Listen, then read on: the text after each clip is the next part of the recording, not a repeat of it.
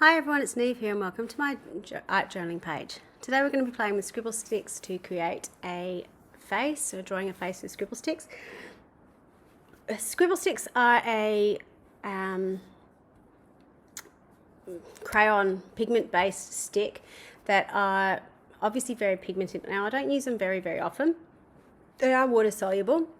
And I've sort of stayed, while I use them a little bit, I haven't used them very much. But on this page, I decided I wanted to use them as my main colouring image. This is a bit of a use it up page from a previous paint I had left over my palette where I had the turquoise. So I had that on there, and it just so happened that it was sort of spaced out. There was eye shape. So I drew in an eye shape, and then I thought, oh, what can I use to colour in the background? So I grabbed my scribble sticks down and started to draw, and you can see I'm being really scribbly. I obviously had the eyes sort of where I wanted them, but everything else I'm sort of drawing as I go in around. And I think this has been easier because I had those eyes there to begin with. Quite often when you're drawing faces, so certainly for me, while I'm drawing the eye shapes, I don't actually put in the detail of the eyes until later. And even though those eyes aren't particularly detailed, but it's got more detail in it than I would usually have in my eyes. And it did make it easier to work because I was working with a face shape the whole time, as opposed to when I usually work and it's very abstract until the very end when I put the eyes in. So it is something I would consider doing in the future, possibly. I was really enjoying how this went together with all those scribbly lines. It just, for one of my faces, it seems to just have that more depth than when I've done it before, particularly with paint, because I'm being really carefree with how I'm putting down the colours. One of the things I did learn with my scribble sticks is I need to press down quite hard. You can see I'm holding it quite close and really sort of rubbing it in together. I think one of the good things about how this page worked out was I was actually working directly over the top of the craft. So I didn't have any, well, apart from that little pop of turquoise on the page, I didn't really have any slick surface to try and fight against. It was just going down on the craft, which has got a little bit of a rough surface. So I was getting a really great amount of pigment down on the page as I was working, which I was really loving. The other thing is that the colours layer over the top of each other really well. So you can see I'm sort of putting those lights and white colours over the top, and they're staying on top of those colours. They're not blending in, they're not rubbing together as if I was using an oil pastel or so on. Each of the colours stays separate and stays true to itself. Once I'd sort of done as much as I could to the face, then I put in the hair, because I really hate drawing hair. I really struggle with it, so most everyone ends up with sort of a manic pixie cut. That's relatively easy to do. In some ways I wish I'd left the hair, because it just sort of unbalanced the whole issue, and I'm not sure if it's because I just chose to do green hair or how I put it on. It was actually looking quite good, and then suddenly I put the hair on and it started to look flat again. So that was a little bit disappointing. However, when you start to put in pupils, and as you can see, as soon as you put more detail into the eyes, it sort of starts to fix things up a little bit.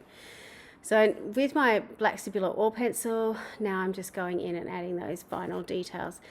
I do find there is a black in the scribble stick sets. You can sharpen them, but I've not been very successful with doing that, and I blunt them very quickly because obviously I'm pushing on them quite heavily. So I do find that I will always go back to my Stabilo oil pencil, just in the fact that I can sharpen it to a nice point and get nice thin lines with what I'm working with. I still need to learn how to do eyebrows. Can you tell I don't pencil my eyebrows in because I've got caterpillars? So I'm a bit heavy-handed with them, and I don't have them going in the right direction, but that's okay. Learning process. So once I'd sort of put in the detail I wanted to on the page, then I started to think about what I wanted to do in the background, and I wasn't 100% sure. The other thing I put in were my eyelashes, and I found I get a better curve on my eyelashes if I actually turn my page upside down. So if you are able to do that, that might work for you. Then with my white Stabilo oil pencil, I'm just going in and adding some extra detail as well. Again, more because of the fineness of the pencil and the fact I can sharpen it up than the use the white, because you can see here, I can't get my words out today. I'm actually using the white scribble stick in the background. So it does go on very white, but it's quite not coarse, but because of the width of the scribble stick itself is quite wide. Once I've done that, now I'm going in with a little bit of a shadow color. So I'm just using a deeper blue and just using my finger or a wet wipe possibly. Can't see what's in my hand, just to blend it together a little bit. And I was really, really happy with how this came together. It was very, very quick, but it was very satisfying to do. Final thing that I decided to do was to pop a quote onto my page, and I decided to write all over the image. So